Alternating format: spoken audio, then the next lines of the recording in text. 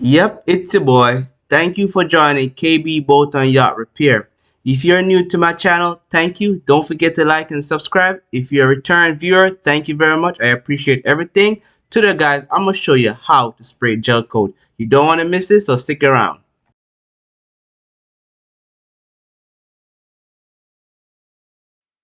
So, before we can do any form of spraying, we have to de-wax.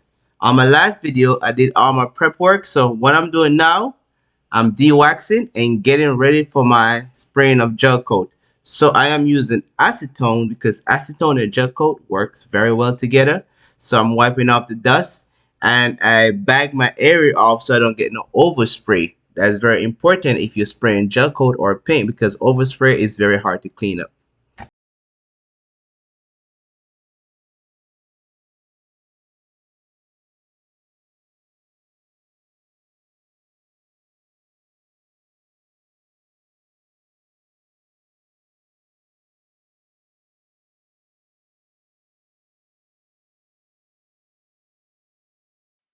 So, as I said, I'm going to show you guys how to spray gel coat like paint. But before I start doing that, I used a pre-valve to put on some gel coat first so I could build up some body on my console. Because the reason why I did this is because when you tin your gel coat, it get a little bit lighter and thinner. So I use the pre-valve to put on some body first before I start spraying my gel coat.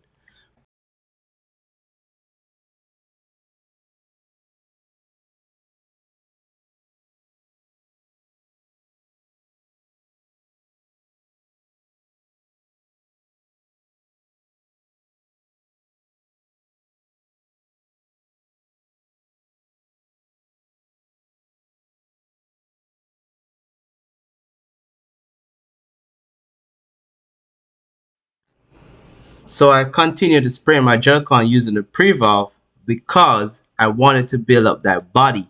The reason why I need that body because when you're getting ready to wet sand, you need that much material on. When you're tinning your gel coat, use Duratec. It helps a lot, or styrene. But when you tin your gel coat, guys, don't tin it too much because if you tin it too much, it will take a lot longer to cover and you will be there forever spraying gel coat. So be careful of that. Today I'm using a Tekna. It's a very good gun with a 1.3 tip. You can use a 1.4 tip too, that will work. But today I'm using a 1.3 tip. I use my Duratec and my styrene to thin out my gel coat, but don't forget, guys, do not thin it out too much. As I say, you take forever to spray gel coat. So what I'm doing is spraying on my gel coat, let it sit for a while, like 20-30 minutes, and then go ahead and keep spraying on material so you build up that body. Because if you don't, when you get ready to wet sand, you will burn through as soon as your sandpaper hit it. So guys, take your time and spray on your gel coat and you will see how well it goes on, and you can look at it. If it comes out refined and you have less work to do if you spray it on with a gun.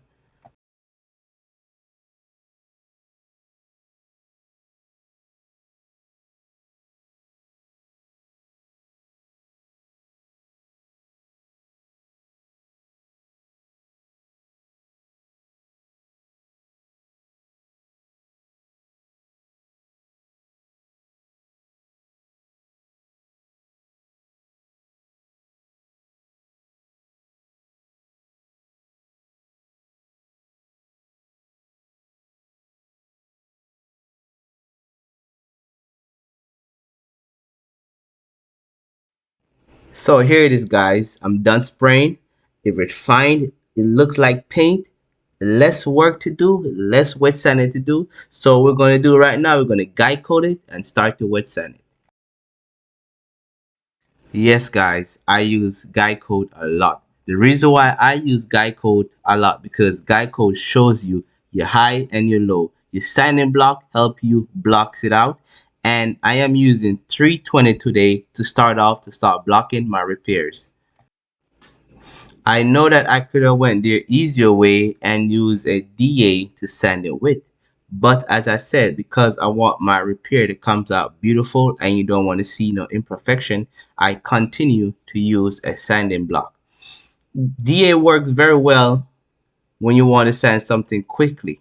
But because this is a console where you constantly looking at it, you need it to be straight so you can get it at a point that you don't see no imperfection.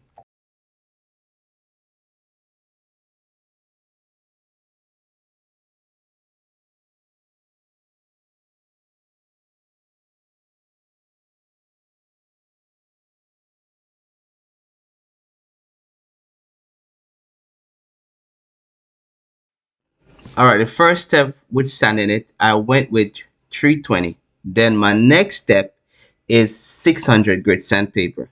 So we're going to continue to block and we're going to continue to wet sand.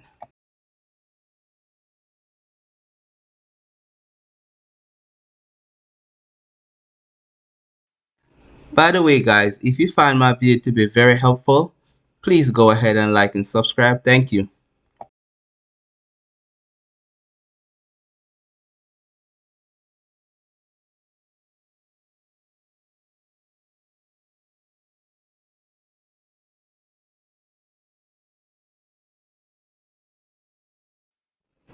So this is a trick I like to use when I'm wet sanding. I start off with 320.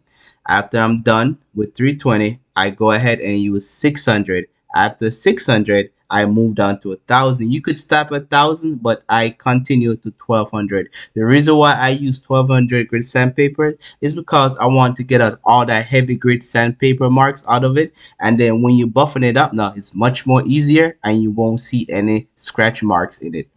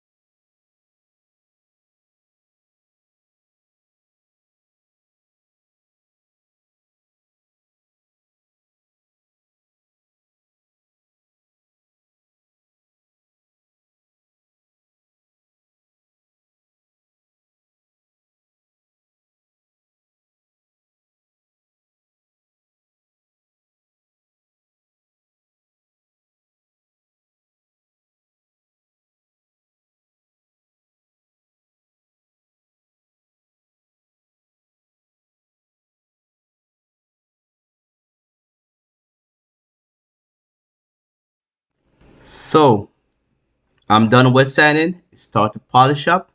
Because I stopped at 1,200 grit sandpaper, I don't have to use such a heavy compound to polish it up. So it was much easier to polish it up. And I'm using a wool pad and I'm buffing it up right now. Let's see how it comes out.